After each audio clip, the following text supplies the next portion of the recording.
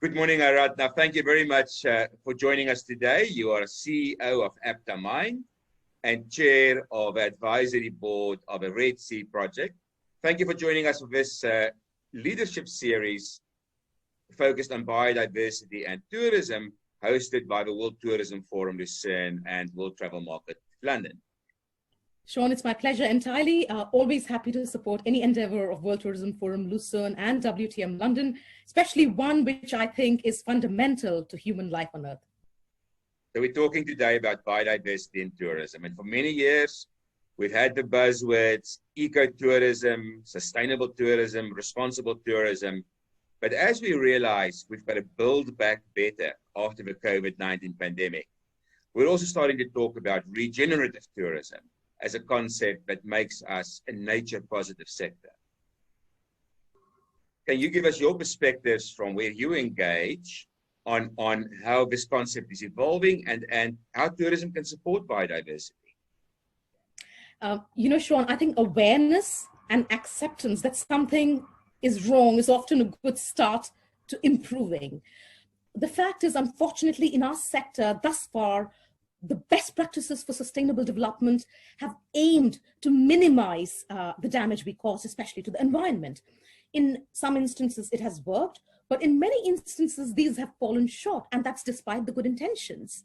And here's the thing, Sean, when you send your kids off to school, do you tell them, go be less bad today, or do you tell them, go be good today? And that is the difference. So if pre-COVID, the peak of our aspiration was, let's try to be eco-friendly and sustainable, where we try and mitigate the damages. Post-COVID, the aspiration has shifted. And the new frontier is saying, you know what, it's not good enough to be just sustainable, because that's saying, let's not mess things up. We need to take it one notch higher and say, how do we leave a place better than we found it? It's not new, this challenge, we've had this problem for decades, but I think it's about time that we now answer nature's SOS, so to speak. And I'm very optimistic because we still have the chance to put things right. Because one of the things we learned during the crisis is nature has a very powerful way of regenerating if we allow it an intense pause. Of course, intention is not enough by itself. We also need good solutions. Not less bad solutions, we need good solutions. So that means from the outset, what the scientists tell us, urgent action to be taken, should be integrated in our business models. We should integrate biodiversity in our planning, in our technology, and how we engage consumers, and the model's different. So can you tell us how in the Red Sea project this is brought to life? Now, I am completely biased because I chair the advisory board, but really the Red Sea project is clearly not only one of the most ambitious tourism projects in the world, but more importantly, I think slowly but surely, it is building a proof of concept for the world that we cannot just halt and prevent loss of nature while creating a destination, but we can make a leap and transition into adding value through development. In tourism, at this point in time, I can't think of another project doing anything at the scale as the Red Sea project. The reason I say this is, look, willingness is one thing. We still need the science. We need the funding, the technology, and the government will and support to make things happen. And at the Red Sea project, it is along the entire value chain. I'm talking from conception to design, planning, construction, and eventually in operation when the first phase of the project will be completed by end of 2022. What the Red Sea project is trying is aiming to have a 30% net positive conservation in the next 2 decades. Now, this is being done by a long string of actions like restoring and expanding degraded reefs, building tourism-focused mangroves, establishing seagrass meadows, extensive nurseries which will grow 15 million plants needed for the destination, as well as something which is very exciting, which is new research to build thermally resilient coral reefs. Now, that's just the first part. The second part is ensuring that all human activities, even outside the conservation area, is 100% sustainable. This includes a strict approach to carrying capacity, zoning framework, zero waste to landfill, complete ban on single-use plastic, sustainable food production, carbon sequestering for everything that comes and leaves the destination. I guess, in other words, what I'm saying, the project is not just aiming to minimize the impact or even conserve or preserve. It will enhance the environment. It will increase biodiversity and increase the reasons visitors would want to come to the destination and pay for the privilege of it all.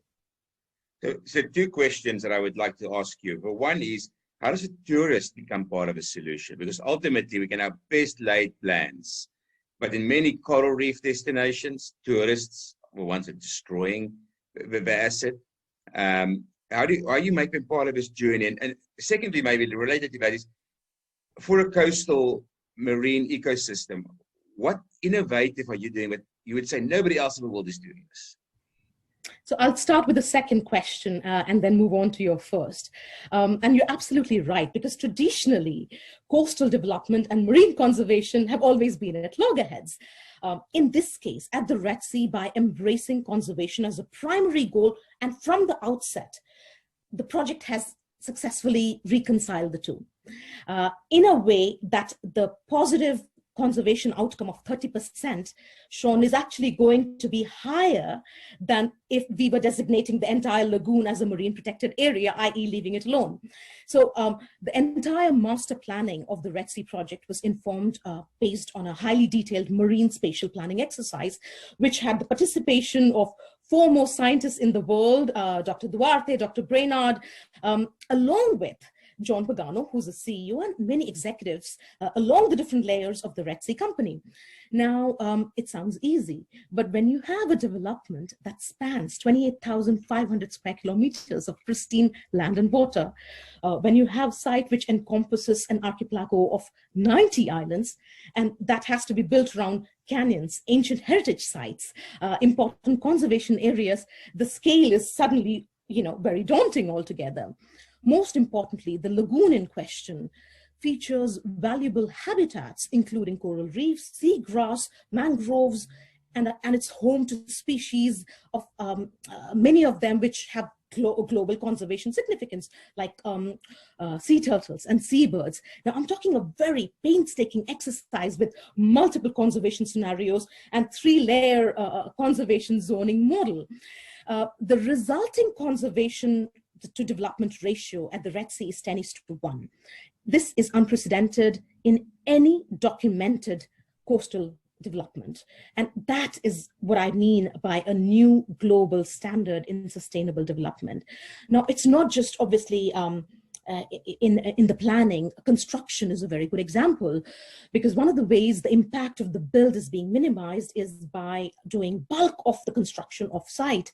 We've always had modular construction.